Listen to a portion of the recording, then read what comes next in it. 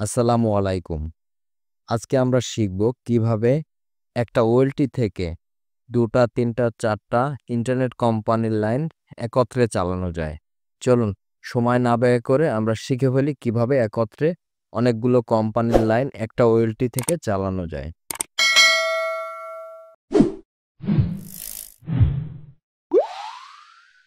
প্রথমে আমরা একটা ব্রাউজার ওপেন করব। ব্রাউজারে সার্চ বারে গিয়ে তার আইপি অ্যাড্রেসটা লিখব।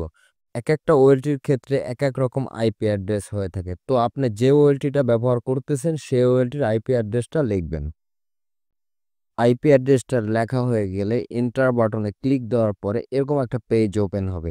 এই পেজে ইউজার নেম এবং পাসওয়ার্ড দিতে হবে। প্রত্যেকটা ওএলটির একটা নিজস্ব ইউজার নেম এবং পাসওয়ার্ড থাকে। আমরা সেটা দিয়ে লগইনে ক্লিক দিব।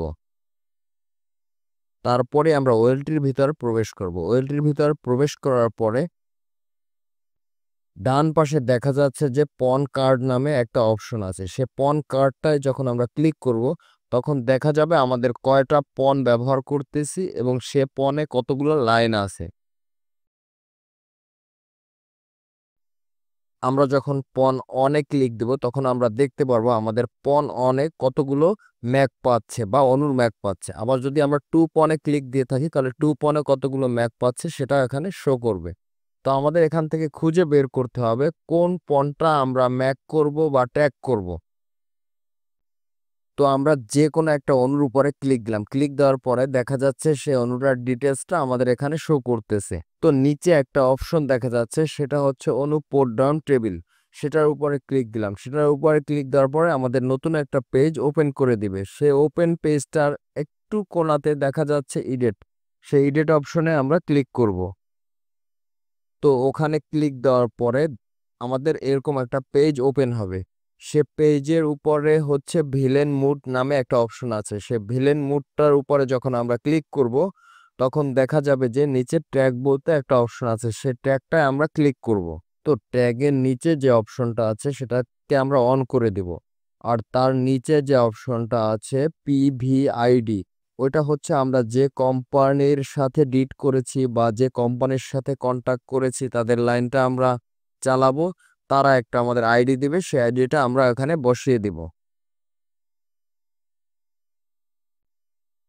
কনফার্ম নামে একটা অপশন আছে সেটাতে আমরা ক্লিক করে দেব। ক্লিক করে দেওয়া হলে আমরা সেভ করে দেব।